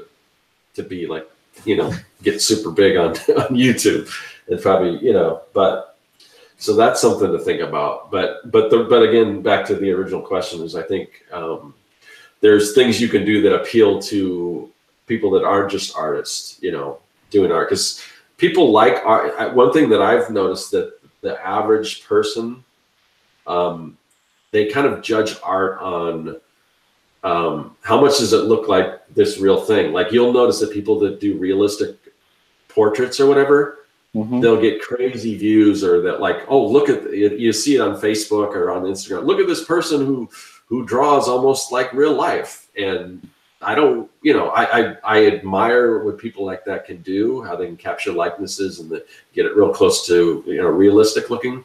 I have no desire to do that kind of work, to be honest. I like more fantasy stuff. I like more cartoony stuff, and that stuff just doesn't appeal as much to the general population. Whereas something like, oh, this person has drawn something that looks exactly like something I'm familiar with. So unfortunately, there's a lot of things you can do that maybe will get you more views, but maybe that's not the route you want to go. But there are things you can do that people that aren't just artists might be interested in. So for me, because a lot of my stuff is it's mad science and everything. Like when I go to a show, I tend to attract people that are that work in the fields of science and technology and stuff like that. And the good thing is those people tend to make a little more money than artists, so they have a little more to spend. But I'm still going to a comic book convention where there's a decent amount of people that might because they're geeks, so those people do kind of frequent comic book conventions. But I would probably be better off going to some sort of science themed convention, because I think I could probably clean up at something like that. So but for me, it's marketing. How do I market to those people? And I really haven't done that great of a job yet doing that. I mean, I'm trying to figure out the best way to do that is to get my stuff in front of those people. So, and everything takes time. You spend all this time working on your YouTube channel, so you don't have as much time to spend on your marketing or because you can't just go to a Facebook group for people that are rocket scientists and say, oh, hey, I've got this rocket scientist print, and just throw it up there. You can, and you might get some reaction, but you need to sort of be invested in these other groups, so it doesn't look like you're just jumping in and just just dropping like being a salesman. You have to be part of these groups. So that's something that takes time. Somebody that just jumps on YouTube, just wanting to put out videos who maybe it doesn't interact with the audiences and comment on other people's videos and all that stuff. And that's the same way with any social media platform. You have to be invested in that particular platform, and otherwise people will know. I don't really understand Reddit, and I haven't really done much with Reddit, but I've heard so many times that if you just go on there and you talk about your own stuff, people, it's not a good thing on that particular platform. You have to actually, contribute and do things. And I think to a certain extent, they're all like that. So it's just it's a matter of the amount of time you can spend on different things and what's important, I guess. Yeah, for sure. Did you, they always have those, what are they science shows or science, in every school, they always have a science day or whatever. They have contests and stuff for kids to do science experiments. I wonder if there's any kind of avenue in that world, for your stuff. Probably. I know the STEAM and the STEM programs are really big. I'm trying to get into doing some projects for that type of thing. But yeah, there's a lot of ways I've just got to kind of get on it, I guess. I almost think though that, conventions are cool and everything, but it's almost I mean, you almost don't even need a convention anymore. It's YouTube is your convention, every day. Yeah, but it takes a long time to kind of build up an audience on YouTube. Whereas I think if you've got cool artwork and you go to a comic convention, you're in a better position to kind of sell right there. Right. Again, depending on what you're doing, it's kind of hard to just sell a comic at a comic convention than it is to sell fan art. So it kind of depends what you're doing. But there's some comments in the chat, Larry says collabs with non-comic channels can help. Jazza did a singing video with Rumi. I don't know who that is, but I know who Jazza is. But yeah, I mean that's definitely true. Yeah, you can because you're finding other audiences and you're kind of bringing it in if you do collabs and stuff like that. Yeah, that's a great idea. Actually, I like that. One thing I was noticing too is as you were talking is it's interesting because we both make comics, but I think that your goals and my goals are slightly different. In that, to me, I think I'm focusing more on the actual comic stories and less on the art side of things. And you're more on the craft and art making, and you kind of have your theme. Obviously, you do your stories, but like I think you have a heavy dose of reality of, well, it's hard to make it with the comic stuff, which I agree with too. So yeah. Because I think you're definitely more like, it seems like everything you're doing is centers around comics, and that's a good thing. That's kind of like what I was talking about before, is that you have one particular thing you're doing where sometimes I think maybe in some ways I spread myself too thin, or I've got just too much stuff going on, but I kind of like doing that kind of stuff. So, but for me, it's not, and my comic isn't my main focus. I mean, I love comics. I mean, anyone that watches my channel knows that I love comics and I love making comics, but I also like making other things. So that's why it takes a long time for me to put out an issue, because it's kind of, my comic book project is just something that it's not front and center. It's one of many projects that I try to work on. So. Yeah, but absolutely. And I think, I don't know. I think it's interesting. It's kind of the same thing, but just a slightly bit different. But also, I was thinking too, like about like specifically attracting readers, and I've been doing a lot of brainstorming, trying to figure out some ways to do it. It's tough though, because it's weird, because in some ways, you look at the reality of being an artist, being a creator, being a storyteller, and you're like, well, that's, the argument can definitely be made that, that's not a realistic career path. That's not, you're going to struggle. It's going to be hard, and you're probably not going to make a lot of money. But at the same time, who are the people who are making the most money, in America? They're people who are creative people generally. They're artists, they're writers, they're singers, they're like, people who make movies, and like that's actually like where there's no ceiling kind of to how much money you can make. I mean, right. How to get there is another question, entirely, but to say that it's unrealistic or there's no money in it is not quite the thing. But at the same time, the reason why I'm even bringing this up is, I study, YouTube a lot of times. I take a lot of time to kind of try to figure this thing out. And, I try to look for like YouTube channels that are doing well with basically storytelling somehow, some way.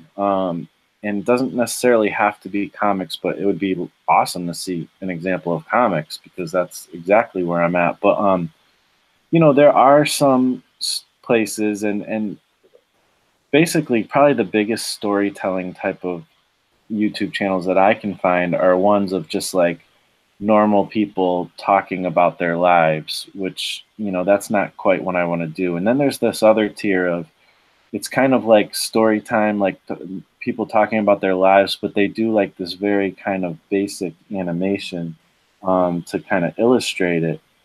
And that's kind of that's getting a little closer to like what we do and stuff.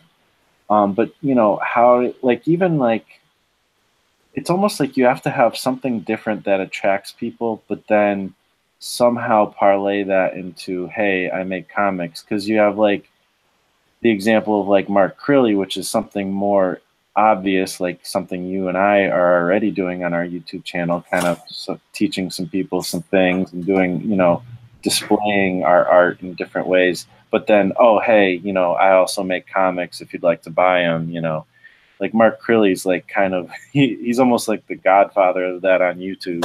Yeah. So I don't know, like there's so many different approaches, but I just want to find a way. It doesn't seem, it's hard to find like an example of somebody who is attracting actual readers, you know, to their stories. So I don't know, but I feel like there's a way because stories are so powerful. Obviously, like we it's all over the place. Like everybody talks about, you know, going to see the Spider-Verse movie or the Aquaman movie or whatever new movie's out, you know, and it's huge, you know. So like it's not like the opportunity isn't there. We just have to find a way to crack that, you know, nut or whatever. Yeah. It's difficult. I mean, I do like the idea. I mean, what you said about there being no ceiling, but it's like it's hard to get there, you know. Yeah. So it's not easy, but you know, but yeah, when you do look at a lot of the people that, you know, are really super successful, it's because they're doing something creative or whatever. So Absolutely.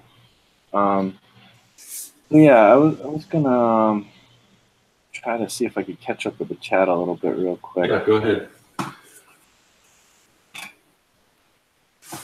Let's see. Wow, it's gone. There's been a lot of stuff that I missed.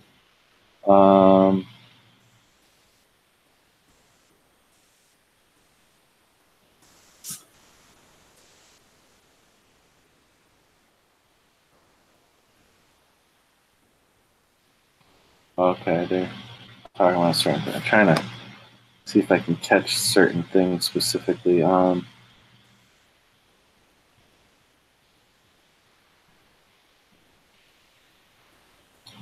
Van Illustration asked, did I miss you guys talking about your Christmas, how your Christmas was? Yeah, we talked about that a little bit. Yeah. I don't know. How long were you on before I jumped on, Marshall? Maybe 20 minutes, somewhere around that. And I talked about it a little bit too. You know, I had a good Christmas. I was, I actually made comics most of the day. And then, we had a dinner that we went to that was really good, and I saw my family, and so that was good. And I got this book. You probably have seen it around. Maybe you have it. It's Stan Lee's How to Draw Superheroes. I guess it must be like almost like an updated version of like how to draw comics the Marvel way. But it's kind of interesting. It's a different take on the whole thing. Yeah, I haven't seen that, but I've heard about it. I've heard people talking about it. So yeah, it's weird too because like you see like pictures of like DC characters and stuff in there too. So it's like after he's kind of not, really? you know, Marvel affiliated. So it feels really weird. That's interesting. Yeah, but yeah, I don't know. It's not quite though. It's not.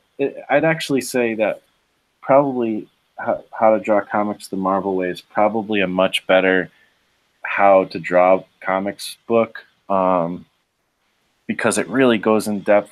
Well, I shouldn't say it really. It gets into like every aspect of comic making, whereas this, it more is like character design, drawing characters, but there's also added extra stuff. Like there's like some historical stuff in here as well. So I don't know. It's just something interesting to my mother-in-law got me for Christmas. So I was like, yeah, it's kind of cool. I like that. But yeah, I had a good Christmas. I didn't expect to really get anything because we don't really do that anymore. But it was cool to be surprised to get a couple little things. So. Yeah, it's kind of the same with me. James saying can't wait to see Aquaman and Spider-Verse. Yeah, I want to see all that. I didn't realize, but I put some stuff out on Facebook recently. I don't think I really even knew about X-Men Apocalypse. And then I was looking through the X-Men movies and I'm like, I haven't seen a lot of these X-Men movies. Like, how did I miss all these? But apparently some of them aren't that good. I think I've seen most of them, but some I like better than others. One I really want to see that I haven't seen is what is it? The one where I guess it's like a 60s version or something. Oh yeah, that's the First Class. That one is really good. I like that one. Yeah, that's the one that's like right up my alley, but for some reason I didn't see it yet. That's going to be definitely a top one for me to get to soon. Yeah, that was kind of the one that kind of kickstarted the new the new version of the X-Men with James. Oh, I forgot what his name is. I forgot what his name is. The guy, the one from Split. He's in Split. Is it Mac? I want to say McElroy or something. It's not it.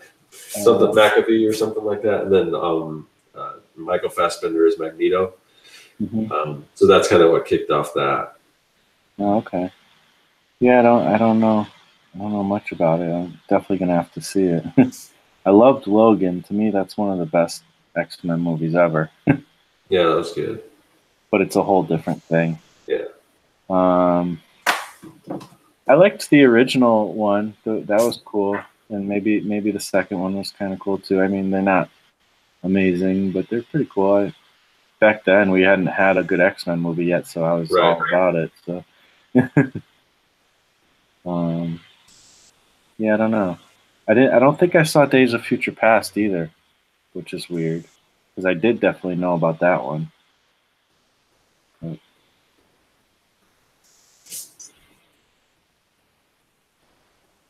let's see. I'm almost caught up. Oh, okay. So Marius put the link in, but it's not shown yet. So here it is. If you guys want to scroll back, you can find Scott Serkland's comic maker link there. So sign up. Oh yeah. Yeah, it's just if circworks.com. I mean, there's a thing right at the front of that will you can click on and go to. But yeah, thanks, Marius, for putting that in there. Though that's cool. Oh yeah, and then you already responded to how Jazza did that singing one. Somebody else did. Oh, Jason Brubaker. He did one with that guy who has he had tips on how to grow a beard or something like that. Oh, really? Yeah, I'll have to search out that Jazza one because I've seen a couple of episodes. I watch his channel, both of his channels, but not religiously. So I watch him every now and then. But I was surprised a couple of times I heard him sing, and he's got a good voice. So yeah, that was probably a cool video. I'll have to check that out. Yeah, it could be interesting. I think he used to do theater or something like that. So what's that? I think he used to do theater. Yeah, I rarely watch Jazza videos anymore. Once in a while, I'll catch one. But yeah, I'll have to check that out too. Mario says, my style is realism, but it's hard for me to do simple stuff because I have so much years doing my thing. Now I'm illustrating a book, and my client wants simple drawing. Man, I'm having a hard time. Oh man, I know what you mean. Cartooning I have a hard time too. Because I like to draw realism for fun, kind of. And when I draw from reference, I tend to stay realistic, sort of, and it's tough because I want to draw cartoony sometimes from reference, and it's just so hard. I don't know. It's just another skill to build. I mean, you probably, Scott, maybe you have some tips on how to kind of translate that because that's kind of what you do, right?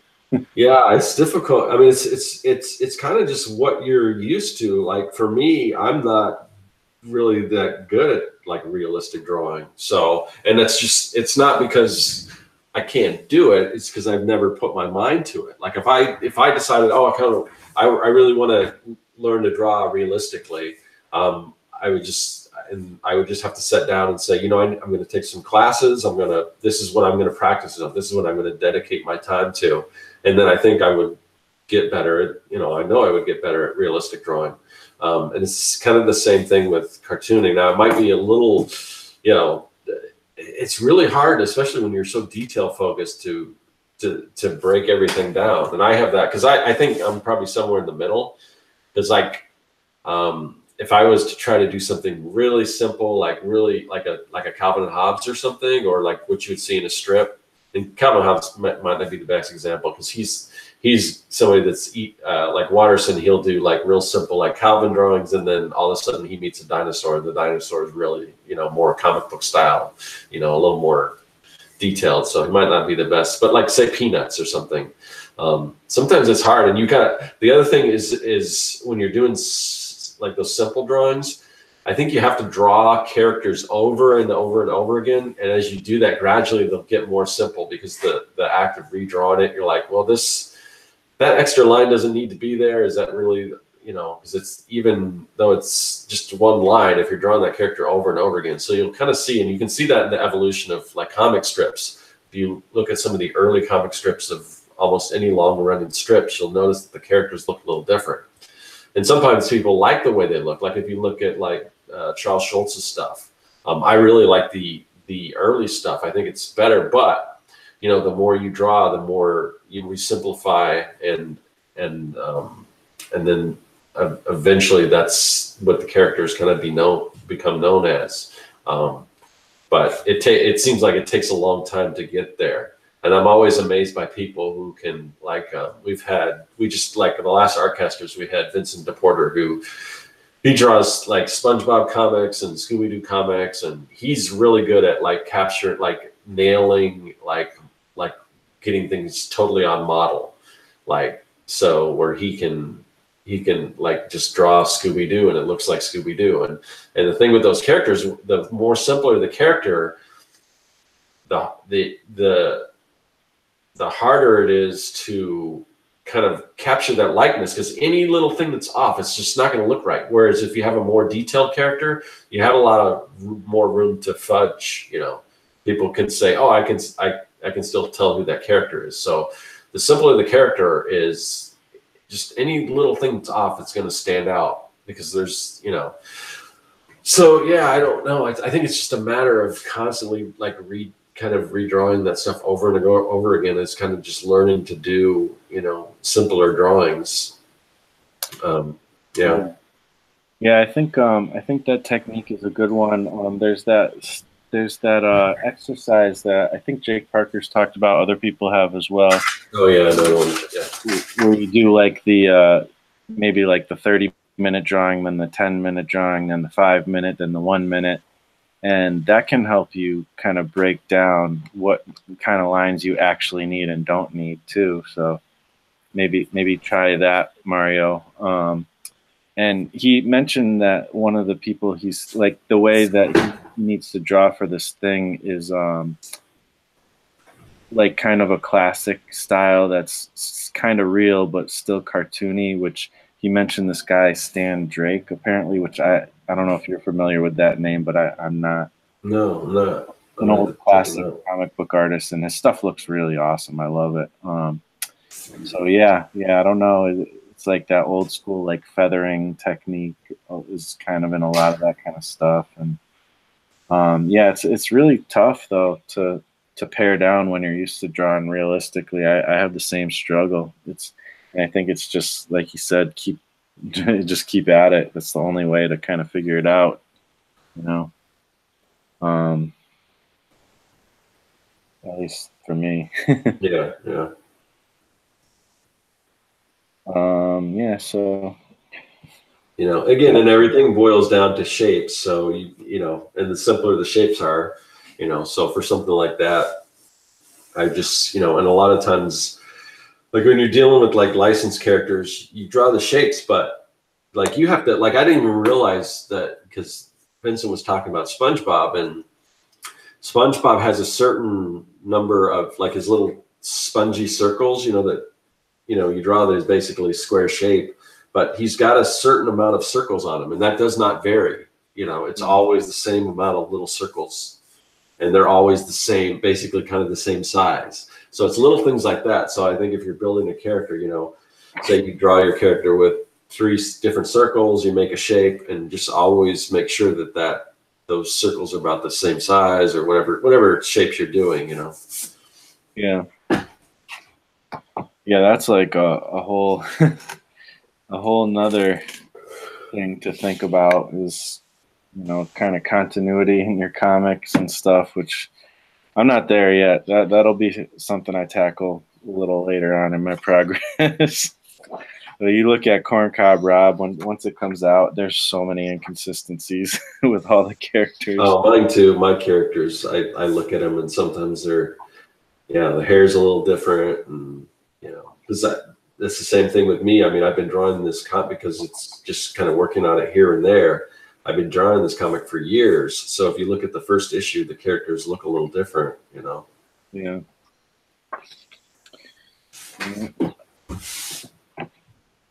Oh yeah, Gaz is gonna have another book out too. He's trying to get it done for San Diego, which I don't know when San Diego usually is. Is that near the fall or? I would assume it's probably, I don't know, sometime May or June, but I could be wrong. I'm not positive. Okay, so he really has to. He's got to really bust his butt to try to get this thing done. Then that's going to be crazy, but I'm just excited we're going to have another Gaz book soon. So. Yeah. He's definitely going to catch up to me. So. Well, that's pretty cool. It's so hard to get this stuff done. It's crazy.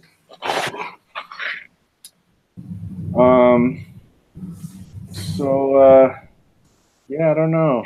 I think that's about it. I've been going pretty long here. I think it's about that time to kind of wrap up. But I will say, first of all, everybody, again, we already mentioned it a couple times, but don't forget to go over to circworks.com about that comic book, the Comic Maker Starter Kit.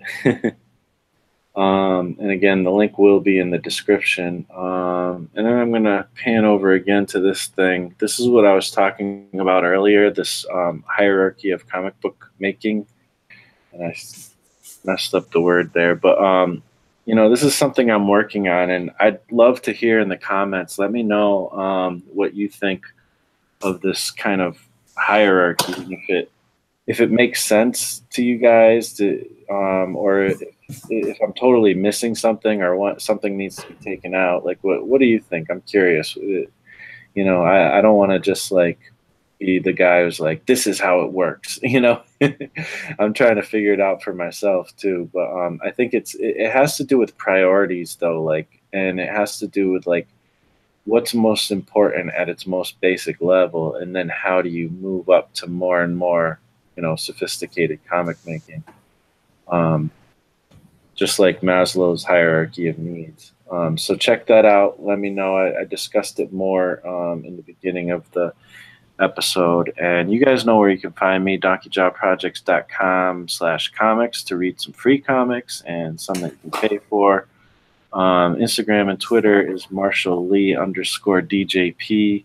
And anything you want to shout out, Scott, before we go? Well, we've already talked about it a number of times, but yeah, the only thing really I'm pitching nowadays is Comic Maker Starter Kit at circworks.com. It's SERKWORKS. And if you go there, you get some cool stuff to help you make comics. Sure. Awesome. And thanks for jumping on, man. This was fun. And and we'll have to do it again sometime. Hopefully one of these days I'll be able to stay up late enough to go on Artcasters. Yeah, anytime like where you got days off or something crazy like that, let me know. Well, I think we're gonna start doing like this Thursday. We're doing one. I think we're gonna do an episode on breaking into comics. That'll be on my channel, and then after that, I haven't talked to Mike yet, but I got to talk to Mike Emirates about getting him on, and then we're going to start doing a bunch of shows, hopefully featuring people from the 100 Days of Making Comics anthology #2. So we definitely want to, hopefully at some point, get you on for that. So yeah, that would be awesome. We got to do a special daytime version.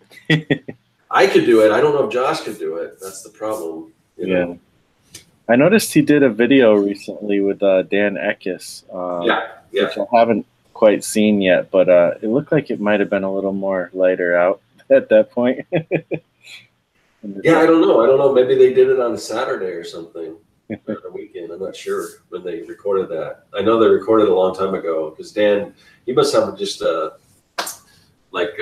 stable of videos to release, because I know they recorded that like a number of weeks ago and they just put it out. So wow, I didn't know that. Okay. And it was like that when I did an interview with him too. So he's got probably a lot of content that which is a good idea. That's one of the things I got to start doing with my YouTube channel, is get way ahead of the game as far as getting like videos like in the can that I can just start releasing and stuff.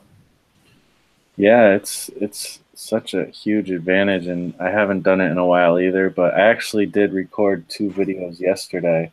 Cool. So, you know, I'm starting to get that buffer back. But yeah, again, thank you everybody for watching. Please, you know, subscribe if you haven't, like, comment, all that stuff. And we're gonna talk to you on the next videos we do. All right, we'll talk to you guys later. Later. All right.